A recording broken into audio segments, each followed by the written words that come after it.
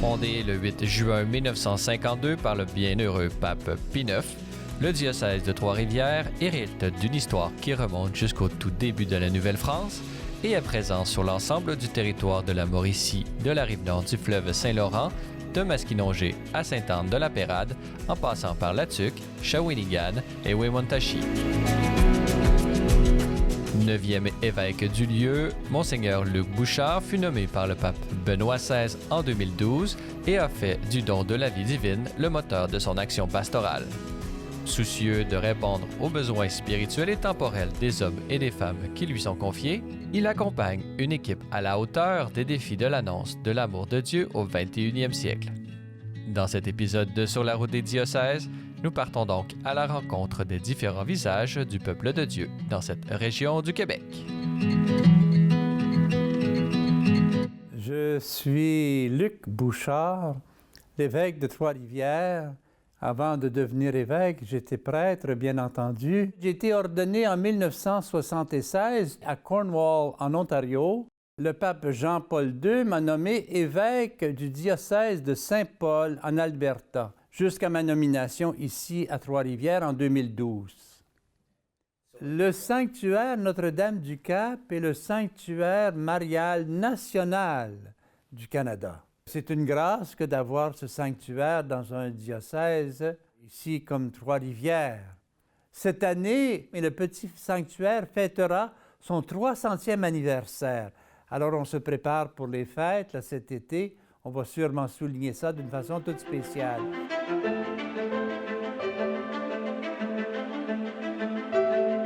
L'histoire du sanctuaire Notre-Dame-du-Cap, c'est une grande histoire de foi qui a commencé au cœur d'une paroisse, la paroisse Sainte-Madeleine, ici au Cap-de-la-Madeleine. La permission de construire cette église ici a été donnée par Monseigneur de Saint-Vallier en 1714. La construction d'une église de pierre à cette époque, c'était établir une présence de l'église plus solide. On sait qu'à l'époque de Monseigneur de Laval, c'était surtout des petites églises de bois qu'il y avait un peu partout. Et d'ailleurs, Monseigneur Laval est venu ici dans la chapelle antérieure 3 fois. On a ici les tombeaux du curé Luc Desilets, qui est à l'origine du sanctuaire Notre-Dame-du-Cap. Également de Messire Paul Vachon, chanoine de la cathédrale Notre-Dame de Québec, qui a été curé ici de 1692 jusqu'à 1729, qui a fait construire le petit sanctuaire ici. Il fallait aller chercher les pierres de l'autre côté du fleuve Saint-Laurent, à Saint-Angèle-de-Laval. Habituellement, on était habitué qu'il y avait toujours un pont de glace qui se formait naturellement à chaque année. Mais cet hiver-là, on arrive au printemps et il n'y avait toujours pas de pont de glace. Le curé Desilets, avec sa foi, a dit, les chers paroissiens, prions ensemble pour qu'on puisse traverser les pierres. Et puis, il y a eu une ferveur populaire ici. On s'est mis à prier le rosaire. Et il y a eu un embarque qui s'est formé sur le fleuve au mois de mars, à la fin du mois de mars. Donc, des glaces se sont détachées depuis le lac Saint-Pierre jusqu'ici. Et ça s'est amoncelé juste ici en avant. En 1888, quelques années plus tard, 9 ans plus tard, après des rénovations ici, on a installé Marie, comme on le voit à l'arrière, au-dessus du maître-autel. Un homme du village, handicapé, est venu rencontrer le père Frédéric, qui était avec le curé Desilets, et pour prier ici dans l'église. Et tous les trois disent avoir vu la statue de Marie qui se trouve derrière, ouvrir les yeux et regarder vers Trois-Rivières. Et donc, ce qu'on appelle les deux prodiges à l'origine du lieu de pèlerinage, donc le pont de glace et les yeux ouverts de Marie.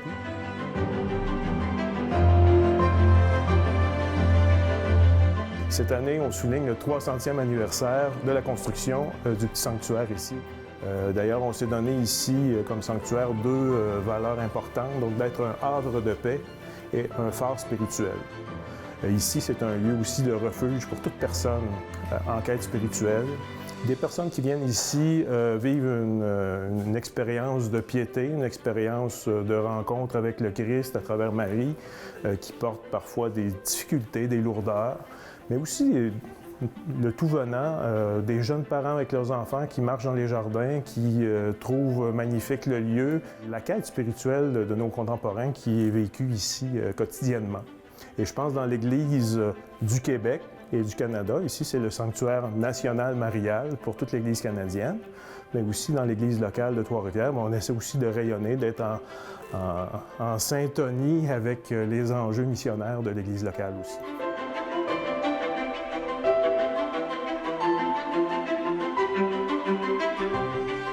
Donc ici au sanctuaire, on a notre saison des pèlerinages, la grande saison, à partir du printemps, à partir de Pâques jusqu'à l'automne, au mois de septembre. C'est ce qu'on appelle la saison haute des pèlerinages, donc il vient beaucoup de pèlerins. Évidemment, il y a ce qu'on appelait la neuvaine de l'Assomption, les 9 jours qui précèdent la fête de l'Assomption, qui est le 15 août, qui a été transformé en festival de l'Assomption. Donc, on mélange une neuvaine et aussi un festival plus populaire. Et ensuite, il y a la période des fêtes, qui est un autre festival, qui est Noël en lumière, où il passe environ une trentaine de mille personnes. Les jardins sont illuminés, il y a des spectacles, il y a différentes célébrations également. Donc, c'est les grands événements qui ponctuent notre année. C'est sûr que le 15 août, c'est une grande fête. Quand on est ici sur le site, ça déborde de partout. L'ensemble des célébrations, la basilique est comble, le sous-sol est rempli également avec retransmission. Évidemment, la communauté haïtienne vient beaucoup ici le 15 août. Et donc, les grandes célébrations, la célébration des malades, bénédiction des malades, les processions au flambeau, le grand feu sur le lac Sainte-Marie. Donc, c'est autant d'événements qui font en sorte que c'est un jour un peu magique dans l'année. C'est sûr qu'on est présentement dans un plan de développement du sanctuaire, donc il va y avoir des investissements majeurs dans le renouvellement des infrastructures, les infrastructures d'accueil et aussi réaménagement des jardins. Mais outre ces investissements en infrastructure, il y a aussi un investissement majeur qu'on doit faire du côté de la mission pour renouveler notre mission. Comment penser la mission d'un sanctuaire au Québec dans le 21e siècle. Et ça, on veut travailler fort là-dessus, sur différents aspects, être vraiment un laboratoire de recherche au niveau de la liturgie, au niveau de la condition féminine, au niveau de la pauvreté, de l'environnement.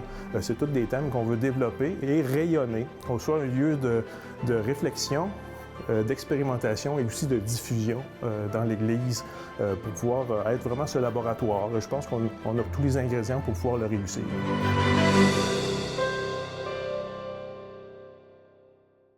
Le diocèse de Trois-Rivières, c'est en gros la Mauricie, en plein cœur du Québec. Oui, les grands centres urbains, naturellement Trois-Rivières, il y a toujours le Cap, Shawinigan, jusqu'à La Tuque et Wemotaci. Avec le temps, j'ai nommé un diacre et son épouse qui ont pris cette mission à cœur. C'est-à-dire qu'il est au milieu d'eux avec son épouse, témoin de l'Évangile. Alors, ce qui compte beaucoup pour les Autochtones, c'est cette relation qui est proche et qui est accessible.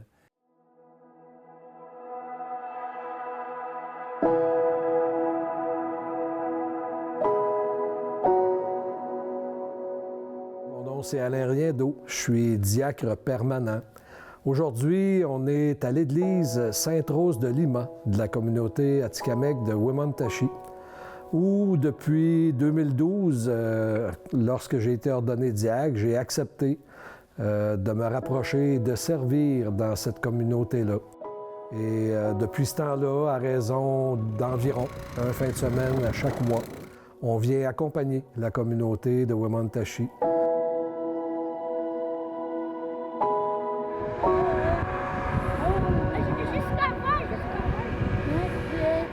Évidemment, quand on arrive dans une communauté autochtone, je dirais que ça prend environ 2 ans avant de créer des liens. Aujourd'hui, je dirais des liens qui sont très forts avec les gens de la communauté. On s'est fait des amis. Et de part et d'autre, ça a été bien accueilli, évidemment, du côté pastoral, mais aussi par la communauté de Ouémont, où rapidement, maintenant, les gens nous reconnaissent à l'épicerie, à la tuque, les gens nous saluent, les gens arrêtent pour nous parler.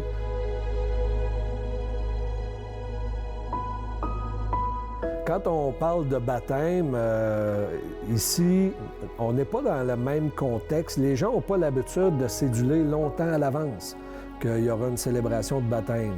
Généralement, les gens, lorsque le moment est arrivé, où on a la présence des parrains et des marraines. Et des fois, il y a une question d'ordre financier aussi pour les cadeaux, le repas après, ces choses-là. De sorte que quand on vient, on se propose d'accompagner les gens pour faire la rencontre de préparation au baptême le samedi après-midi et on célèbre le baptême le lendemain matin, après la célébration dominicale. Et généralement, c'est comme ça que ça fonctionne le mieux. Et un peu comme dans le rituel des funérailles, c'est vraiment la rencontre de préparation, je pense, qui est la plus importante, où on leur donne l'occasion d'exprimer ce qu'ils vivent, comment ils perçoivent leur foi, comment ils veulent la vivre, comment on peut les accompagner là-dedans. Parce que, dans le fond, ma mission, c'est d'accompagner ces gens-là, de leur faire connaître qui est Jésus-Christ, mais aussi de m'inculturer à eux autres. Et c'est tellement riche ce que j'apprends de ces gens-là. Ils sont proches de la nature nous enseigne, de sorte que j'ai créé des liens avec des gens qui sont traditionnalistes. Et moi, je dis tout le temps, la rencontre de Jésus-Christ, elle doit être un plus dans leur vie. Ils n'ont pas à renoncer à leur tradition et à leur culture. Et au contraire, je pense qu'on réussit à s'enrichir mutuellement à travers leur tradition, à travers la tradition chrétienne aussi, à travers la rencontre de Jésus-Christ.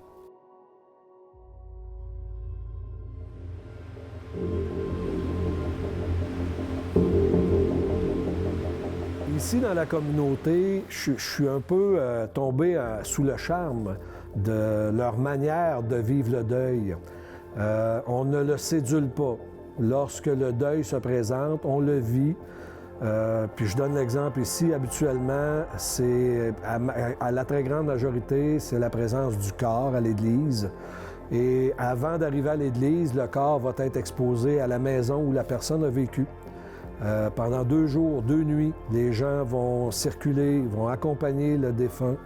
Et nous, ce qu'on fait pour les accompagner là-dedans, à travers la rencontre de famille, la journée des funérailles, on va se rendre à la maison ou, dans le cas d'aujourd'hui, la personne, vu qu'il y avait une très grande famille, ils ont demandé, la personne est à l'école de la communauté.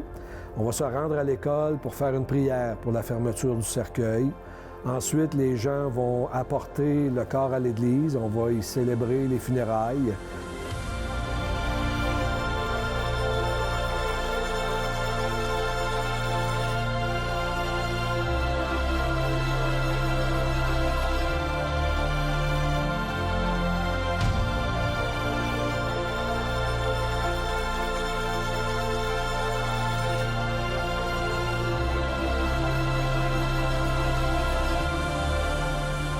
Je fais une citation, il y a des amis autochtones qui nous disaient « Vous autres, vous avez des montres, nous autres, on a le temps. » Et on prend le temps de vivre ces moments-là.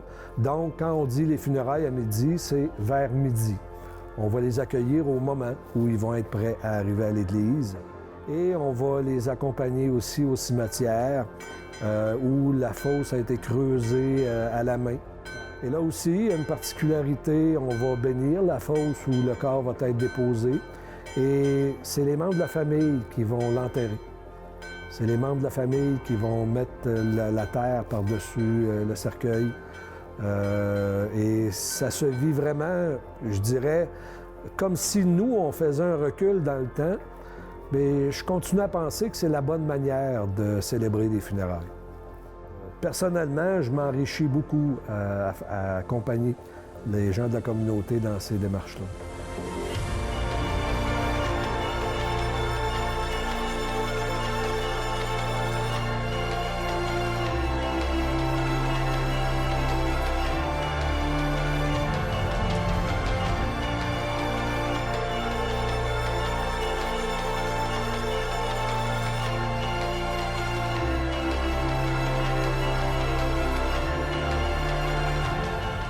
Évidemment, ici, je te dirais que mon principal atout, c'est mon épouse, le fait que je sois marié. On sait que les peuples autochtones ont été blessés profondément par ce qui s'est passé dans les pensionnats autochtones. J'apporte un bémol parce que c'est pas tout le monde qui a été maltraité. Il y a des gens qui ont été bien, mais les gens qui ont été, c'est déjà beaucoup trop. des gens qui ont été victimes dans les pensionnats. Donc, souvent, des fois, les religieux peuvent être perçus comme une menace d'une certaine manière.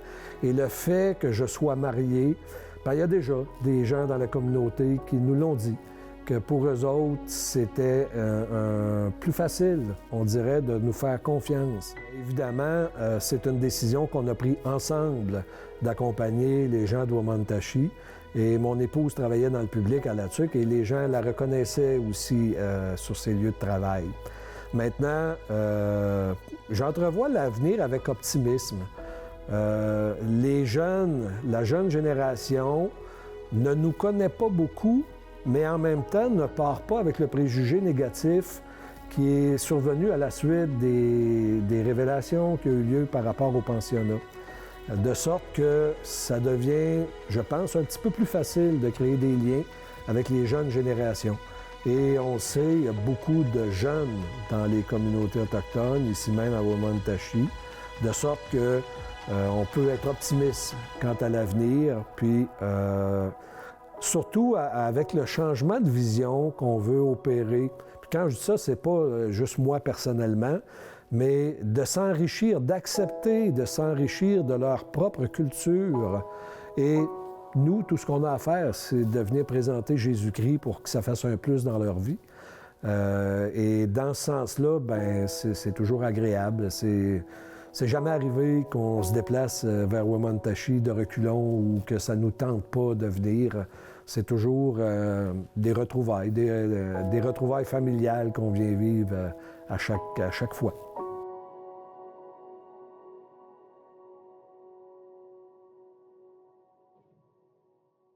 La population catholique est environ de 230 000, mais la population totale de 237 000 environ. Il y a présentement 13 paroisses regroupant 64 communautés de proximité.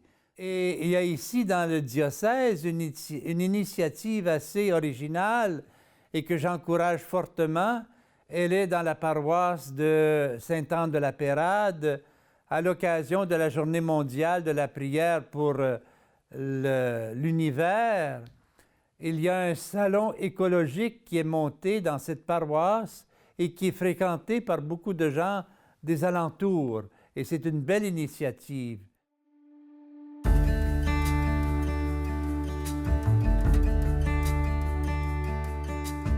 Bonjour, je suis Stéphanie Tremblay. On est ici dans l'église de Sainte-Anne-de-la-Pérade. Alors moi, je suis une citoyenne impliquée dans son église, dans sa communauté.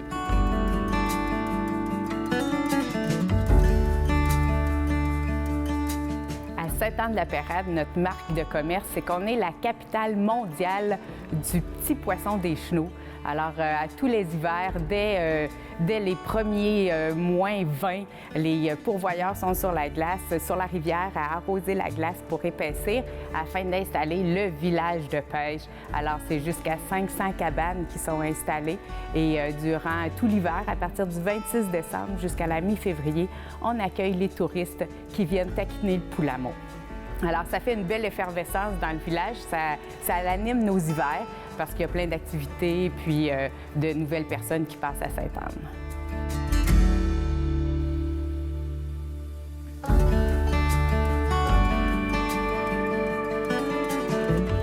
Sainte-Anne-de-la-Pérade, on a une immense église. Alors, le curé de l'époque avait de grandes visées pour Sainte-Anne. Il souhaitait en effet que ça devienne cathédrale, l'église ici. Malheureusement, son rêve ne s'est pas réalisé, mais nous avons la chance, le privilège d'avoir cette belle église, immense église. Et à la suite du malheureux incendie qu'il y a eu à Notre-Dame de Paris l'année dernière, on a beaucoup de gens qui sont passés parce qu'ils se disaient, bien, c'est un petit Notre-Dame de Paris ici. Alors, ça l'a amené aussi encore son flot de touristes à Sainte-Anne.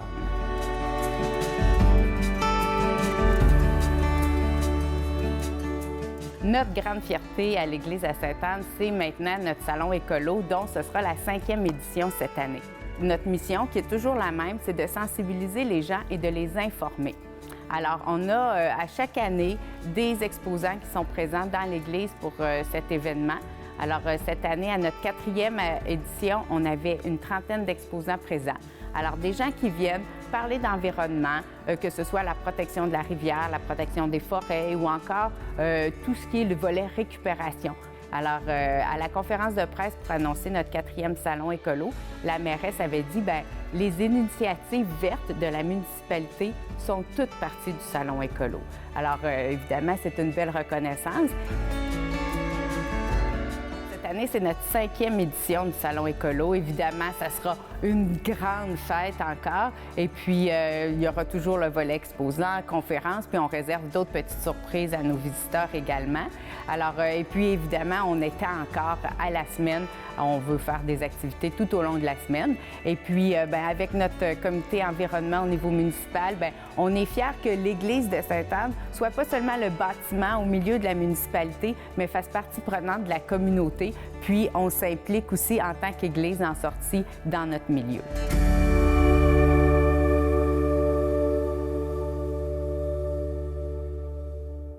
Je suis heureux de voir aussi que le pape François insiste sur le fait qu'est-ce qu'il faut pour être missionnaire? Tout simplement être baptisé. Parce que être baptisé fait de nous des fils et des filles de Dieu. Et donc, nous devons laisser briller notre lumière. Que votre lumière brille aux yeux des hommes pour que, voyant vos bonnes œuvres, ils puissent rendre gloire à Dieu. Alors, tout ce qu'on a à faire, et c'est le sens du tournant, essentiellement du tournant missionnaire, c'est que nous sommes appelés à être chrétiens dans notre monde d'aujourd'hui, à laisser briller ce que nous sommes de fait. Nous sommes fils et filles de Dieu, rien de moins.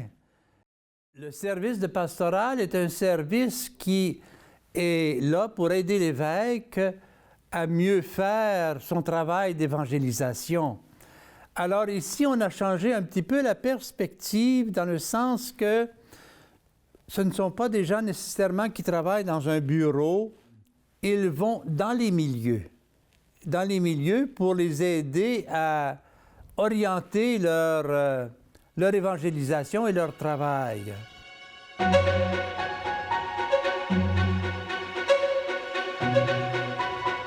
Bonjour, je m'appelle Mélanie Charon. Je rends le service de la coordination de la pastorale d'ensemble pour le diocèse de Trois-Rivières. À ce titre-là, je coordonne l'équipe du service diocésain de pastorale.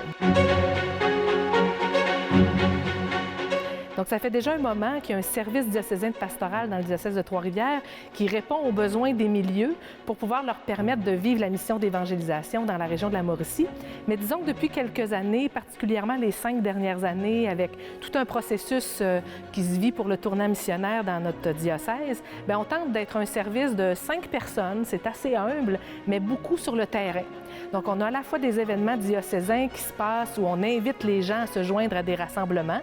Par exemple, le lancement diocésain de l'année pastorale où on est 200 personnes qui se retrouvent sur le plan diocésain, mais aussi des activités plus personnalisées de soutien, d'accompagnement. Donc, une équipe de 5 personnes qui vont aller dans les terrains, sur le terrain, dans les paroisses, rencontrer des individus pour trouver toujours plus les meilleures façons d'annoncer l'Évangile, de présenter Jésus-Christ aussi au monde. Donc, on pourrait parler d'accompagnement de type coaching.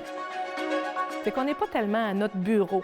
De fait, les 5 agents pastoraux vont se déplacer. Par exemple, moi, cet après-midi, je vais à Saint-Tite pour l'ensemble paroissial qui s'appelle Saint-François maintenant, avec un regroupement de communautés où on va vivre une table de concertation pastorale, où les différentes actrices, et surtout des femmes, se retrouvent autour d'une table pour partager, depuis le dernier mois, les avancées de la réponse à différents enjeux qu'on a identifiés sur le plan diocésain. Donc, la solidarité avec les plus pauvres, des priorités qu'on s'est données. Donc, on se retrouve parfois comme ça en paroisse, avec des bénévoles, avec les leaders aussi pastoraux du milieu. Pour le diocèse de Trois-Rivières, j'ai envie à la fois de faire un souhait puis de continuer à espérer. Le souhait dans le sens suivant, qu'on garde courage. Parce qu'on a traversé beaucoup de choses et on est capable de continuer par la force de notre fraternité, par la force de notre prière, par la force du feu qui nous anime. Puis mon espérance, c'est que tranquillement, pas vite, il y a des nouvelles personnes qui commencent à s'engager. Il y a une forme de renouvellement du leadership qui est en train de s'exercer dans des modalités qui ont réellement réinvente pas la roue, mais tranquillement, pas vite, il y a des nouvelles figures. Donc, j'espère que les figures plus expérimentées puis les figures plus nouvelles, avec de la jeunesse aussi dans tout ça, on va arriver à bien se transmettre le feu, à bien continuer à porter la flamme ensemble également pour pouvoir continuer la mission de Jésus-Christ chez nous.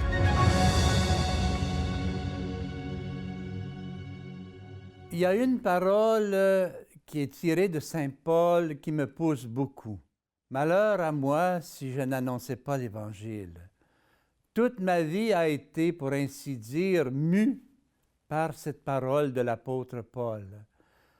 Si je suis devenu prêtre, c'est pour annoncer Jésus-Christ, la bonne nouvelle qu'est Jésus-Christ et la bonne nouvelle de Jésus-Christ.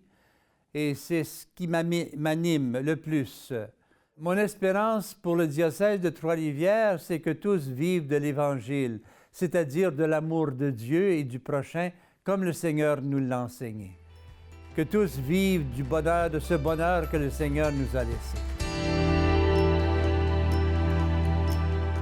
Comme vous avez pu le constater dans cette émission, le diocèse de Trois-Rivières est un exemple d'une communauté en marche dédiée corps et âme au service de la portion du peuple de Dieu qui leur sont confiés, que ce soit par sa présence constante auprès de la communauté autochtone, son dévouement à offrir des havres de paix ouverts aux besoins spirituels, son audace pour sortir sur le terrain à la rencontre des communautés locales ou par son prophétisme pour faire de la protection de notre maison commune une priorité pour tous, le diocèse de Trois-Rivières s'inscrit pleinement dans le tournant missionnaire voulu par le pape François.